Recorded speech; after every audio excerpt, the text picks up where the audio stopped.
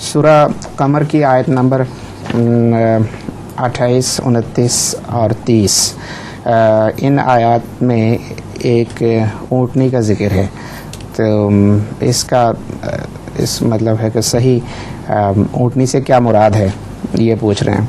میں آیت پڑھ دوں اگر حضور اجازت. اگر اس سے مراد وہ اونٹنی ہے جس کے متعلق حکم تھا کہ اس کو نہ چھیڑنا، تو وہ مجھے یاد ہے ساری بات. جی وہ حضرت سمود کی اونٹنی تھی، صالح کی، اور وہ اس پر چڑھ کے تبلیغ کا کام کیا کرتے تھے.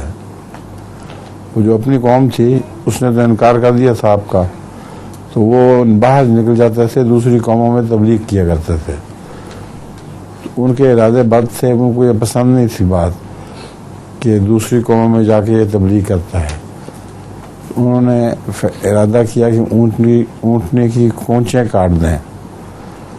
چنانچہ حضرت صالح نے ان کو ڈرایا. انہوں نے کہا کہ دیکھو یہ کام نہ کرنا، کیونکہ میرا تو ذریعہ تبلیغ یہی ہے. اگر تم نے اس اونٹنی کو چھیڑا تو اللہ تعالیٰ کا تم پر عذاب نازل ہوگا 3 دن کے اندر اندر.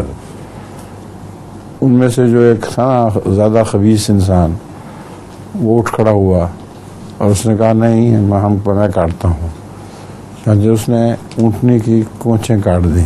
یہ جو ہوتی ہیں کیا کہتے ہیں اس کو، ایڑی کی بلب جو نالی ہوتی ہے، اسی کی طاقت پہ اونٹ جانور چلتا ہے.